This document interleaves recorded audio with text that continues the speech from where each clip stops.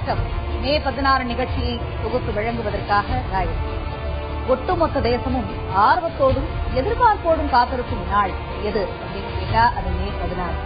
தங்கள் பிரச்சனைகளுக்கு இந்த கட்சி தேர்ந்தெடுக்கப்பட்டால் தீர்வு கிடைக்கும், அதே போல இந்த வேட்பாளர் தேர்ந்தெடுக்கப்பட்டால் தீர்வு கிடைக்கும் என்ற நம்பிக்கையில் ஒட்டுமொத்த இந்திய மக்களும் ஆற்றிய ஜனநாயக கடமையின் விடை தெரியும் நாள்தான் மே 16. 1842ல இந்தியால 1 கிலோமீட்டர் அளவுக்கு கூட ரயில் ரோட்ஸ் இல்லாம தான் இருந்தது. ஆனா ஒரு 80 வருடத்துல 66,000 கிலோமீட்டர் அளவுக்கு ரயில் ரோட்ஸ் போடப்பட்டது ஆங்கிலேயர்கள் காலத்துலதான். இப்ப இதை நான் ஏன் சொல்றேன்னா, ரயில் ரோட் போடணும் அப்படின்னு ஆங்கிலேய அரசு முடிவு எடுத்தப்ப இந்தியால இருக்கிற எல்லா இடத்தையும் ரயில்வேஸ் மூலமா கனெக்ட் பண்ணணும் அப்படிங்கிற பேசிக் ஸ்ட்ராட்டஜில தான் ஆரம்பிச்சாங்க. ஒட்டுமொத்த நாட்டையும் இணைக்கணும்னு ஆரம்பமானதுதான் இந்த ஐடியா. ஆனா இன்னைக்கு நாம தமிழ்நாட்டை எடுத்துக்கிட்டோம்னா ட்ரெயின்ஸை பொறுத்த வரைக்கும் நமக்கு இருக்க பேசிக் ப்ராப்ளம், ட்ரெயின்ஸ் எங்க ஊரை தாண்டி போகுது, ஆனா எங்க ஊர்ல நிக்க மாட்டேங்குது அப்படிங்கிறது தான். இது மட்டும் இல்லாம இன்னும் நிறைய பிரச்சனைகள் இருக்கு. அதை பத்தி தான் இன்னைக்கு மே 16 நிகழ்ச்சியில நம்ம பார்க்க போறோம். தமிழக ரயில் பாதைகள் அப்படின்னு பார்க்கும்போது, இப்ப தமிழக ரயில் பாதைகள் அப்படின்னு பார்க்கும்போது நம்மளுக்கு 2 விஷயங்கள் முக்கியமா இருக்கு. ஒன்னு பார்த்தோம் அப்படின்னா பிராட் கேஜ், அதே மாதிரியே மீட்டர் கேஜ். பிராட் கேஜ் பாதைகள் அப்படின்னு பார்க்கும்போது 3069 கிலோமீட்டர் இருக்கு. அதே மாதிரி மீட்டர் கேஜ் பாதைகள் அப்படின்னு பார்க்கும்போது 692 கிலோமீட்டர் இருக்கு. ஆக மொத்தம் 3761 கிலோமீட்டர் இருக்கு. இந்தியா முழுவதும் ரயில் தடங்களை பொறுத்த வரைக்கும் முக்கியமான இந்த 2 விதமான ரயில் தடங்களை பார்த்தோம். அதாவது முன்னாடியே சொன்ன மாதிரி பிராட் கேஜ் பார்த்தோம், அதே மாதிரி மீட்டர் கேஜ் பார்த்தோம். குறிப்பா தமிழ்நாட்டை பொறுத்த வரைக்கும் சென்னை, சேலம், திருச்சிராப்பள்ளி, மதுரை ஆகிய டிவிஷன்ஸ் இருக்கு. இப்ப தமிழ்நாட்டில் இருக்கிற ரயில் பாதைகள் அப்படின்னு பார்க்கும்போது ஏற்கனவே சொன்ன மாதிரி சென்னை, சேலம், திருச்சிராப்பள்ளி, மதுரை. சென்னையை பொறுத்த வரைக்கும் பிராட்கேஜ் 698 கிலோமீட்டர் இருக்கு. ஆக மொத்தம் 698 கிலோமீட்டர் பிராட்கேஜ் ரயில் பாதைகள் இருக்கு. அதே மாதிரி சேலம் அப்படின்னு பார்க்கும்போது பிராட்கேஜை பொறுத்த வரைக்கும் 711 கிலோமீட்டர் ரயில் பாதைகள் இருக்கு. மீட்டர் கேஜை பொறுத்த வரைக்கும் 63 கிலோமீட்டர் இருக்கு. ஆக மொத்தம் 774. திருச்சியை பொறுத்த வரைக்கும் 803 பிராட்கேஜ் ரயில் பாதைகள் இருக்கு. அதே மாதிரி மீட்டர் கேஜை பொறுத்த வரைக்கும் 222 இருக்கு.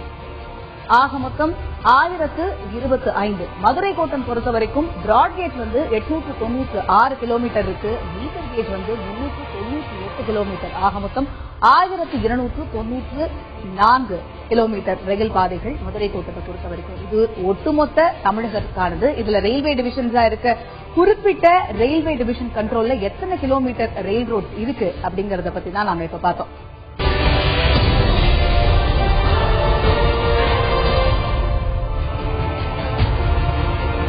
இரண்டாயிரத்தி 2015 ரயில்வே பட்ஜெட்டை ரயில்வே துறை அமைச்சர் மல்லிகார்ஜுன கார்கே பிப்ரவரி மாதம் தாக்கல் செய்தார். இந்த பட்ஜெட்ல கொடுத்த வாக்குறுதிகள் நிறைவேற்றுவதற்கு குறைஞ்சபட்சம் இன்னும் 1 வருஷம் அப்படின்னு எடுத்துக்கிட்டாலும் 2013-2014 ஆண்டுக்கான ரயில்வே பட்ஜெட்ல கொடுக்கப்பட்ட வாக்குறுதிகள் என்ன அப்படிங்கறத இப்ப பார்க்கலாம். இதுல பார்த்தோம்னா 2013-2014 ஆண்டுக்கான ரயில்வே பட்ஜெட்ல கொடுக்கப்பட்ட வாக்குறுதிகள் அப்படின்னு பார்க்கும்போது 10,700 ஆளில்லா லெவல் கிராசிங்களை நீக்க முடிவு, அது ஒரு வாக்குறுதி. அதே மாதிரியே தரமான உணவு வழங்கின புதிய திட்டம், அதே மாதிரியே ரயில்வே உணவு தரத்தை பரிசோதிக்க கூடுதல் கவனம், மாற்றுத்திறனாளிகளுக்கு எஸ்கலேட்டர் அப்படின்னு பார்க்கும்போது இப்ப 10,700 ஆளில்லா லெவல் கிராசிங்களை நீக்க முடிவு எடுக்கணும் அப்படிங்கிற ஒரு வாக்குறுதி கொடுக்கப்பட்டிருக்கு. ஆனா இன்னைக்கும் எத்தனையோ ஆளில்லா லெவல் கிராசிங்ல விபத்துகள் நடந்த வண்ணம் இருக்கிறது. பத்திரிகைகள் மற்றும் ஊடகங்கள் வழியா செய்திகள் நம்ம காதுகளை எட்டியபடிதான் இருக்கு. அடுத்ததா பார்த்தோம்னா தரமான உணவு வழங்கிட விலை உயர்ந்த திட்டம் வழங்கப்படும் அப்படின்னும் ரயில்வே உணவு தரத்தை பரிசோதிக்கவே தனியா கூடுதல் கவனம் செலுத்தப்படும் சொல்லியிருக்காங்க. ஆனா இன்றளவும் ரயில்வே உணவு தரம் எப்படி இருக்குங்கிறத நாம சொல்லி தெரிய வேண்டியதில்லை. பட்ஜெட்ல கொடுக்கப்பட்ட அடுத்த வாக்குறுதின்னு பார்த்தோம்னா மாற்றுத்திறனாளிகளுக்கு எஸ்கலேட்டர் வசதி செய்து தரப்படும். ஆனா இன்னைக்கும் தமிழகத்துல எத்தனை இடத்துல மாற்றுத்திறனாளிகளுக்கு இந்த வசதி செய்யப்பட்டிருக்குங்கிறத விரல் விட்டு எண்ணக்கூடிய அளவுதான் இருக்கு. அப்ப 2013-2014 ரயில்வே பட்ஜெட்ல கொடுக்கப்பட்ட வாக்குறுதிகள் மறுக்கப்பட்டதா அப்படிங்கிற ஒரு விஷயமும் நம்மளுக்கு நம்மளுக்கு என்ன வைக்கிற ஒரு விஷயமா தான் இருக்கு. இத்தனை நேரம் நம்ம கொடுக்கப்பட்ட வாக்குறுதிகளை பத்தி பார்த்தோம். அடுத்ததா பார்க்க போனோம்னா இந்த ரயில் நிலையங்களிலும் ரயில் சேவையிலும் என்னென்ன விதமான பிரச்சனைகள் பொதுமக்கள் அன்றாடம் சந்திக்கிறாங்க அப்படிங்கறத அவர்கள் வாயிலாகவே கேட்கலாம். 2 கவுண்டர்ல ஒரு கவுண்டர்ல டிக்கெட் கொடுக்காங்க, மீதி இருக்க 2 கவுண்டரும் பூட்டி இருக்கு. இதுல குழந்தைகளோடு வர்றவங்க, கல்லூரி மாணவர்கள், இல்ல கர்ப்பிணி பெண்கள் வரும்போது அந்த ஒரு லேடியா டிக்கெட் கொடுக்க முடியல. அதுக்குள்ள அடுத்த ட்ரெயின் போயிருது. மீதி அடுத்த ட்ரெயின் எப்படி வரும்னா 15 நிமிஷம் கழிச்சு பீச்சுக்கு வருது. ஆனா சென்ட்ரலுக்கு வர வேண்டியவங்க தாமதப்படுத்தினால 1 மணி நேரம் கால தாமதமாகுது. இது கேட்டா அவங்ககிட்ட என்ன சொல்ல, எந்த பொறுப்பான பதிலும் கிடையாது. அதே மாதிரி என்னன்னா ரயில் நிலையத்தில் உள்ள அந்த முன்னாள் டிக்கெட் கவுண்டர் சென்டர்ல பாத்தீங்கன்னா, பூங்கா நகர்ல பாத்தீங்கன்னா தனியா டிக்கெட் கவுண்டர் மிஷின் மாதிரி அடிச்சு தருவாங்க. அது எல்லா ஸ்டேஷன்லயும் இருந்தா ரொம்ப சிறப்பா இருக்கும். குடிமக்களுக்கு தண்ணி வாங்கினா ஓடி போய் பாக்கெட் பேர் தான் வாங்குறாங்க, தண்ணி வாங்குறாங்க. இங்கேயே டிபார்ட்மெண்ட் மூலியமா அக்வா வாக்கு அது போல வாக்குலாம் ஒரு இடத்துல வயது வச்சுலாம் குழந்தைங்களா தூங்கி வரலாம், அவங்க சாப்பிட்டு வசதியா இருக்கும். ஒரு டாய்லெட் பாத்ரூம் எல்லாம் நல்லா இருக்கு. அங்க போய் நின்றுகிட்டு பாருங்க, அந்த பக்கம் நிறைய பேர் அடிபட்டு டெய்லி சாகுறாங்க. அதுக்கெல்லாம் சரி பண்ணா நல்லா இருக்கும். இங்க போற ட்ரெயின் ராமேஸ்வரம் மதுரை ட்ரெயின், அப்புறம் ஹவுரா ட்ரெயின், அப்புறம் கராக்பூர் ட்ரெயின்லாம் இந்த போலூர் ரயில்வே ஸ்டேஷன்ல நின்று ஏறிப்போம். ஏன்னா அந்த டைமிங்க்கு சென்னையில ஒர்க் பண்றவங்க, அப்படி இல்லைன்னா ராமேஸ்வரம் போறவங்க, திருச்சி போறவங்களுக்குலாம் கொஞ்சம் பெனிஃபிட்டா இருக்கும். ரயிலை பயன்படுத்துகிற பயனாளிகள் இருக்கக்கூடிய பகுதி இந்த சோழம் தான், அதுக்கடுத்து கருப்பட்டி. ஆனா இங்க சோழம் வந்தால இந்த பாண்டியன் எக்ஸ்பிரஸ் என்னைக்கு ஆரம்பிச்சாங்களோ அன்னையிலிருந்து நின்னுக்கிட்டு போன அந்த ரயில் நிக்கவே இல்லை. 33 வருஷமா தூத்துக்குடியில இருந்து சென்னைக்கு ஒரே ஒரு ரயில் தான் ஓடிட்டு இருக்கு. பிரைவேட் பஸ் தான் நிறைய ஓடுறதே தவிர தூத்துக்குடியில இருந்து வீட்டுக்கு ஒருத்தர் சென்னையில படிக்கவோ வேலை பார்க்கவோ செய்யறாங்க. இவங்களுக்கு நல்ல ரயில் வசதி ஏற்படுத்தி செய்யக்கூடியது எம்பியோட பொறுப்பு. பொதுமக்கள் அன்றாடம் சந்திக்கக்கூடிய பிரச்சனைகளை பத்தி அவர்கள் சொல்ல கேட்டோம். இந்திய மக்களை பொறுத்த வரைக்கும் வான்வழி போக்குவரத்தை பயன்படுத்துறதை விட தரைவழி போக்குவரத்தை தான் நாம அதிகமா பயன்படுத்துறோம். அதுலயும் முக்கியமா ரயில் வழி போக்குவரத்தை உபயோகிப்பவங்களோட எண்ணிக்கை அப்படின்னு பார்த்தோம்னா அதிகம்னு தான் சொல்லணும். அப்படி இருக்கும்போது வான்வழி போக்குவரத்துக்கு கொடுக்கக்கூடிய முக்கியத்துவத்துல பாதிக்கு பாதி முக்கியத்துவம் கூட நாம ரயில் வழி போக்குவரத்துக்கு கொடுக்கறது இல்ல. பாதுகாப்பின்மை, சுத்தமின்மை, கவனக்குறைவு இது போன்ற செயல்பாடுகள்னாலதான் சமீபத்துல நாம இரட்டை குண்டுவெடிப்பை சந்திச்சோம் அப்படின்னு நம்ம சொல்லலாம். இப்ப ரயில்வே துறையில நம்மளோட அண்டை மாநிலமான கர்நாடகா, கேரளா மற்றும் யூனியன் பிரதேசமான புதுச்சேரியில எத்தனை கிலோமீட்டர் ரயில் பாதைகள் இருக்கு அப்படிங்கறத இப்ப பார்க்கலாம். நம்ம ஏற்கனவே சொன்ன மாதிரி நம்மளோட அண்டை மாநிலமான கேரளா, கர்நாடகா, ஆந்திர பிரதேசம், புதுச்சேரி. இப்ப கேரளாவை பொறுத்த வரைக்கும் பிராட்கேஜ் வழித்தடங்கள் அப்படின்னு பார்க்கும்போது 978 கிலோமீட்டர். அதே மாதிரியே மீட்டர் கேஜ் பாதைகள் 72. ஆக மொத்தம் 1050 கிலோமீட்டர் மொத்தம் இருக்கு. ஆந்திராவை எடுத்துக்கிட்டோம் அப்படின்னா பிராட்கேஜ் 121 கிலோமீட்டர் இருக்கு. மீட்டர் கேஜ் வழிபாதைகள் இல்ல. ஆக மொத்தம் 121 கிலோமீட்டர் இருக்கிறது. கர்நாடகாவை எடுத்துக்கிட்டோம்னா 40. அதே மாதிரியே மீட்டர் கேஜ் வழிபாதைகள் இல்ல. மொத்தம் அப்படின்னு பார்க்கும்போது 40. புதுச்சேரியை எடுத்துக்கிட்டாலும் 22 பிராட்கேஜ் வழிபாதைகள் இருக்கிறது. மீட்டர் கேஜ் அப்படின்னு பார்க்கும்போது இல்ல. இது எல்லாத்தையும் நம்ம பார்க்கும்போது தமிழ்நாடை பார்த்தோம்னா தான் 3069 பிராட்கேஜ் மீட்டர் பாதைகள் இருக்கிறது. அதே மாதிரி மீட்டர் கேஜ் அப்படின்னு பார்க்கும்போது 692 கிலோமீட்டர் இருக்கிறது. ஆக மொத்தம் 3761 கிலோமீட்டர் வழித்தடங்கள் இருக்கிறது. இப்ப நாம பார்த்துக்கிட்டு இருக்கிற ஸ்டாட்டிஸ்டிக்ஸ் சதர்ன் ரயில்வே ஸ்டாட்டிஸ்டிக்கல் ரிப்போர்ட்ல இருந்து எடுத்தது. அதுல கொடுக்கப்பட்டிருக்கிற ரிப்போர்ட் படி சதர்ன் ரயில்வேஸை பொறுத்த வரைக்கும் தமிழகத்துல தான் அதிக கிலோமீட்டர் ரயில் பாதைகள் இருக்கு. அதனால தமிழகத்திற்கு முக்கியத்துவம் தர வேண்டிய அவசியத்துல இருக்கும் அப்படிங்கறத ஊர்ஜிதப்படுத்துற மாதிரி தான் இருக்கு.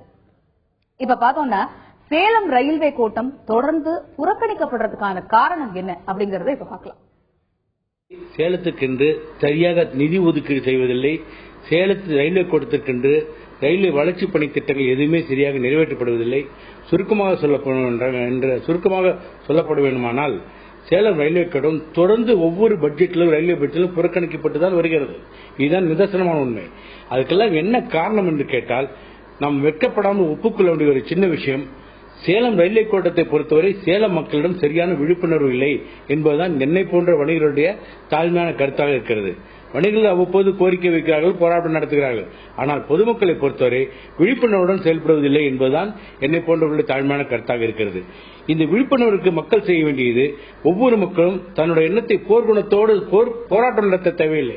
அவர்கள் மனதில் எழுப்பப்பட்ட எண்ணங்கள் எழுப்பப்படக்கூடிய ஒரு சில சந்தேகங்கள், கேள்விகள், ரயில்வே கோரிக்கைகள், இந்தந்த ரயில்வே திட்டங்கள் தேவை என்பதை ரயில்வேயினுடைய உயர்மட்ட அதிகாரிகளுக்கு தபால் மூலமாகவோ இமெயில் மூலமாகவோ எப்படியாவது தங்களுடைய எண்ணங்களை வெளிப்படுத்தினால்தான் கோரிக்கைகள் கிடைக்கும். ஏனென்று கேட்டால் அரசாங்கத்தை பொறுத்தவரை கோரிக்கையின் அடிப்படையில் தான் செயல் திட்டங்கள் கிடைக்கும். தேவையின் அடிப்படையில் அரசாங்கம் எந்த காலத்தையும் செய்ய முடியாது. அதை தான் மீண்டும் சொல்கிறேன், பொதுமக்களிடம் தேவை விழிப்புணர்வு. மிஸ்டர் ஹரிஹரன் சொல்றதை வச்சு பார்க்கும்போது பொதுமக்கள் கிட்ட விழிப்புணர்வு தேவை, அவங்களுக்கு என்ன தேவைங்கிறத அவங்க தான் சொல்லணும் அப்படிங்கிற ஒரு கருத்தை முன் வச்சிருக்காரு. இப்ப பல இடங்கள்ல மீட்டர் கேஜ் பாதைகள் அகற்றப்பட்ட நிலையில அகலப்பாதை பணிகள் தொடங்கப்படாத நிலையில இருக்கு. அதுக்கு என்ன காரணம் அப்படிங்கறத இப்ப தெரிஞ்சுக்கலாம். பல லட்சக்கணக்கான தொழிலாளர்களுடைய போடி, கம்பம், மலைவாழ் மக்களுடைய உற்பத்தி செய்யக்கூடிய பயிர்களும், அதேபோல தேனி, ஆண்டிப்பட்டியில் இருக்கக்கூடிய வர்த்தகர்கள், நெசவாளர்கள் போன்ற அனைத்து தரப்பு மக்களும் பயன்பட்டு வந்த இந்த ரயில்வே பாதை கடந்த சில ஆண்டுகளுக்கு முன்னர் மத்திய அரசாங்கம் அதை அகற்றிவிட்டு அகல ரயில் பாதை என திட்டத்தினை சொல்லி கம்பிகள், தண்டவாளங்கள் எல்லாம் அகற்றியது. அதற்கு பின்பு வேலை நடப்பது போல் பம்மாத்து வேலைகள் செய்து வேலையை நிறுத்திவிட்டு பின்னர் எந்த ஒரு பணியும் செய்யாமல் கிடப்பில் போடப்பட்டு விட்டது. இது கிடப்பில் இருக்க காரணமாக மத்திய மாநில அரசுகளினுடைய அலட்சிய போக்கு. எனவே அகல ரயில் பாதை திட்டத்திற்கு மத்திய மாநில அரசுகள் தங்களுடைய கடமையை உடனடியாக செய்ய நிதி ஒதுக்கி இந்த திட்டத்தை உடனடியாக நிறைவேற்றினால் கம்பம், தேனி, மதுரை, ஆண்டிப்பட்டி, சூலம்பட்டி போன்ற பகுதி மக்கள் பல்லாயிரக்கணக்கான பேர் பயனடைவார்கள் என்பது இந்த பகுதியில் நல்ல பயனுள்ளதாக இருக்கும் என்று தெரிவித்துக் கொள்கிறேன். தமிழ்நாட்டில் ரயில் வழி போக்குவரத்து மேம்படுவதற்கு என்ன செய்யணும் அப்படிங்கறத இப்ப தெரிஞ்சுக்கலாம். ஏழை எளிய மக்கள், நடுத்தர மக்கள், உழைக்கும் மக்கள் அனைவரும் பஸ் கட்டணம் ஏறிய பிறகு அனைவரும் பயன்படுத்துவது ரயில் போக்குவரத்து தான்.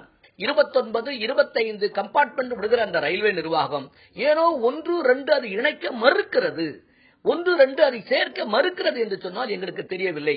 காரணம், அவர்கள் வேறு சொல்லுகிறார்கள் 24 பெட்டிகளுக்கு மேல் இணைக்க முடியாது. சரி, கூட்ஸ் ரயில் போகும்பொழுது, கூட்ஸ் ரயில் வரும்பொழுது கிட்டத்தட்ட 30, 35 பெட்டிகள் போகிறது. அது எப்படி போகிறது?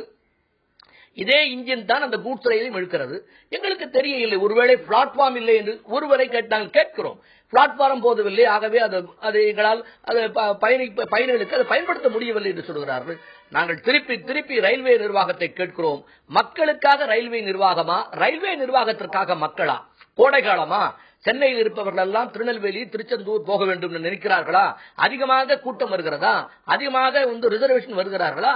அடுத்த 1 மணி நேரத்திற்கு முன்னாவோ அது பின்னாலே இன்னொரு ரயிலை விட்டால் என்ன என்பது மக்கள் கேள்வியாக இருக்கிறது. திருப்பி இந்த கேள்வியை பலவாறாக நாங்கள் கேட்டாலும் தென்னக ரயில்வேயில் உள்ள அதிகாரிகளுடைய அலட்சிய போக்குத்தான் இதற்கு காரணம் என்று உறுதியாக எங்களால் சொல்ல முடியும். காரணம், அதிகாரிகள் அந்தந்த பகுதியிலே அந்தந்த ரயில் போக்குவரத்து போகும்பொழுது வந்து நின்று பார்ப்பதில்லை. அதிகாரிகள் சொன்னால் ஸ்டேஷன் மாஸ்டர் வருகிறார்கள், ஸ்டேஷன் சூப்பர் என்று இருப்பாங்க. ஸ்டேஷன் மாஸ்டர்களுக்கோ ஸ்டேஷன் சூப்பரண்டர்களுக்கோ புதிய ரயிலை விடுவதற்கு அதிகாரம் இருக்க முடியாது என்று நினைக்கின்றோம். இதற்கு தகுதியான அதிகாரிகள், இதற்கு நேரடியான பார்வையில் இருக்கிற அதிகாரிகள் வந்து பார்த்தால் மக்கள் இந்த கோடை காலத்திலே இந்த தென்னக ரயில்வேயை பயன்படுவதற்கு வாய்ப்பாக, வசதியாக, அவர்களுக்கு சுலபமான ஒரு நிலையாக அமையும் என்பதில் எந்த அளவும் மாற்று இல்லை, எந்த அளவும் மறுப்பும் இல்லை. திரு ஏர்னஸ்ட் பால் சொன்ன விஷயத்திலிருந்து மக்களுக்காக ஒரு சேவையா, சேவைக்காக மக்களா அப்படின்னு பார்க்கும்போது மக்களுக்காக தான் ஒரு சேவையா இருக்கு அப்படிங்கிற ஒரு விஷயம் நாம கவனத்துல கொள்ள வேண்டிய ஒரு விஷயமா இருக்கு. இத்தனை நேரம் மே 16 நிகழ்ச்சியில ரயில்வே துறையில இருக்கக்கூடிய பிரச்சனைகளை பத்தி பார்த்தோம். இவ்வளவு பிரச்சனைகள் இருந்தாலும் மக்கள் ரயில்வே போக்குவரத்தை பயன்படுத்துறதுக்கான காரணம் மற்ற போக்குவரத்தை காட்டிலும் ரயில் போக்குவரத்து எனர்ஜி எஃபிஷியன்டாவும் அதே சமயம் எக்கனாமிக்கலாவும் இருக்கிறதுனாலதான். சோ என்ன பிரச்சனைகள் அப்படிங்கறத நாம முன் வச்சிட்டோம். இதற்கான நடவடிக்கைகள் வரப்போற அரசால எடுக்கப்படுமா? காலம் பதில் சொல்ல காத்திருப்போம். மீண்டும் தமிழகத்தின் வேறொரு பிரச்சனையோடு மே 16 நிகழ்ச்சியில் உங்கள் அனைவரையும் சந்திக்கும் வரை உங்களிடமிருந்து அன்பு வணக்கங்கள் கூறி விடைபெறுவது காயத்ரி.